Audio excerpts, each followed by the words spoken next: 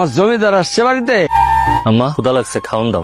আরে বাবা রে, আমার জমিদার এসে গেছে। দাও দাও, খাওন দাও, খাওন দাও। বোমা পোলাও কোরমা রান্না হয়েছে তোমার? দাও পোলাও কোরমা, কালিয়া কুর্তা যা আছে সব তাড়াতাড়ি দাও, আমার জমিদার এসে পড়ছে। আরিয়া সিংহাসনটা নিয়ে আয়। লগে মনে করে একটা গামছা নিয়ে আসিস। জমিদারের ছোট পুত্র আইছে, হাত মুখ ধুবে বসবে। নিয়ে আয়। তোর ইন্টারভিউ কেমন হয়েছে? মুখ দেখা বুঝুন আমার ইন্টারভিউ কেমন হয়েছে। আমরা আপনার সাথে সময় মতো যোগাযোগ করব, এই কথাই তো কইছে, তাই না ভাইজান? শোন, তোর একটা কথা কই, এসব ইন্টারভিউ দিয়ে কোনো লাভ নাই। আমগুলোকে খেতে খাবারে কাজ কর, সংসারটার উন্নতি হইবে, ভালো হইব, বুঝছো? তা করবো কে? বাবুর সাথে ঘুরে বেড়াইবো তাই করুন? তাই তোর যে এত কষ্ট করে লেখাপড়া শিখাইলা, কি লাভ হইলো? আমার আশেপাশে সব পোলাপানের চাকরি হয়ে গেছে, আর তোর চাকরি হয় না। খাই বুড়া বাপের কান্দে বসে কতদিন খাবি? আর খাইতে দাও, পেট ভরে দাও, গিলু। মা তুমি খাবার খাওন দিবা? আমি কি তোর বাপের চাকর? নিজে লইয়া খাইতে পারস না? আমার শার্টটা একটু ধুয়া দিস তো বোন, কালকে আরেকটা ইন্টারভিউ আছে। শোনো ভাইজান, আমি না তোমার চাকর না। কালকে সকালে কলেজের একটা পিকনিক আছে, 3000 টাকা চাঁদা ধরছে। বড় ভাইজানে কইছে 2000 টাকা দেবো, 1000 টাকা তুমি জোগাড় করে দিতে পারবা? আবার কই শার্ট ধুয়ে দিতে। আম্মা এই ডাল ছাড়া কি আর কোনো তরকারি নাই? আর কিছু রান্ধো নাই? তোর কপালে যে ভাত ঢুকছে, এটাই আল্লাহর কাছে শুকরিয়া কর। মা তোমরা সবাই মিলে আমার সাথে যে ব্যবহার শুরু করছো, আমার কি মনে হয় জানো? আমি তোমাকে নিজের পোলা না, আমি তোমাকে সব পোলা। তুই যদি নিজের পোলা হইতি, তাহলে বুড়া বাপ আর বড় ভাইয়ের ঘাড়ে বৈশা খাইতি না। একটা দামড়া পোলা হইয়া কেমনে কামকা না করে তাও এই তুই বসে বসে খাইতে লজ্জা করে না? লজ্জা করবো কে? খেতে খামারে যদি কামে যায়, তাহলে আপনার সুন্দর পোলার গায়ের রং ময়লা হয়ে যাবো না? আর গায়ের রং ময়লা হয়ে গেলে তো সে চাকরি বরাত পাইবো না। এই জন্য স্কিনটারে সুন্দর রাখে। দুই চোখ যেদিকে দেখোস যাস না কেন? বাড়িয়ে যা বাড়ির থেকে, তাইলে একটা আপদ বিদায় হইব।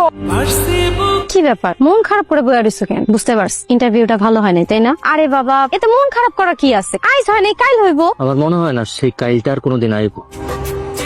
গত 3টা বছর ধরে এই অফিস ওই অফিস কত জায়গায় ইন্টারভিউ দিয়ে গেলাম, কোনো জায়গায় চাকরি হইল না। বাড়ির লোকজন তো এখন আমার সহ্যই করতে পারে না। জানো আম্মা আজকে কি কইছে? আমি নাকি আপদ, আমি বাড়ির থেকে যদি বিদায় হয়ে যায় তাহলে তারা বাস। আরে দূর, চাষি সব রাগের মাথায় কইছে।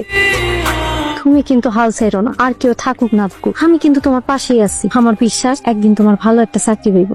এই নাও। আবার আনছো? আবার তো আবার কি? ইন্টারভিউ দিতে গেলে একটু ফিট ফাট হয়ে যাইতো। তা তোমার বাইরে আর কতদিন পুষবা? তো কোনো কাম কাজে মন নাই। যেদিন ইন্টারভিউ না থাকে সেদিন তো তোমাকে লোকে খেতে যাইতে পারে, তাহলে তো একটা কামলার টাকা বাচ্চা যায়। আচ্ছা, এটা কি আমি কই না? প্রত্যেক দিনই তারে কইতাছি, কে শোনে কার কথা? ওর যেহেতু চাকরি দরকার, তাহলে একটা গার্মেন্টসেও তো চাকরি নিতে পারে। কি কইলা তুমি? তাই করবো গার্মেন্টস এর চাকরি? ওরে বাবা রে বাবা বাবা, সে হইব অফিসার। বোঝো নাই ব্যাপারটা? এসব অফিসার গিরি করতে করতে দেখবা কোন দিন কে কান পড়া দিছে, পরে বাপের জমি এসে ভাগ চাইবো। কি রে, ভাত খাইছো? তুই খাইছস?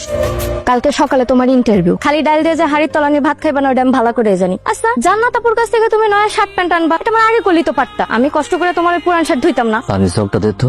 নাও, খা, উদ্ধার করো। খাস না খেয়ে খা। একটা বার খোঁজ লইছস যে আমি ভাত খাইছি কিনা? আমি খালি বকাই দেই, খালি বকা জগাই করি। আর করুন না কে? তোর যে এত লেখাপড়া করাইছি, আমি কিলা বুঝে কত? তোর বাপে গরু ছাগল বেচে তোর আই বিয়ে পাস করাইছি। আর এই বুড়া মানুষটা এখনো খেতে খামারে কাজ করে। এই তোর কি একটু মায়া হয় না? তোমার কি মনে হয় চাকরি পাওয়াটা খুব সোজা? চাকরি পাইতে গেলে একটা খুঁটি জোর লাগে। আমার তো আমার বাপের গোষ্ঠী, আমার মার গোষ্ঠীতে এমন কেউ নাই যে আমার একটা চাকরি দিয়ে দিব। আর তোমরাও তো হাতে 20 লাখ টাকা নিয়ে বসে থাকো নাই যে টাকাটা ঘুষ দিমো আর একটা চাকরি লয়ে আলুম। তুই চাকরি আসা ছাইরা দে, খেতে খামারে কাজ কর। আমি তো কম চেষ্টা করতেছি না মা। তুই একটা কাজ কর, যে একটা মাই আছে না তোর, এই ঢেইটা উপহার দে, দেখা করস, কথা কস, এই মেয়েটারে বিয়ে করে ঘর জামাই ছিলে যা। মাইয়েরা নিশ্চয় বড় লোক, আর হেগো পরিবারে চাকরি দেন লোকও আছে, চলে যা।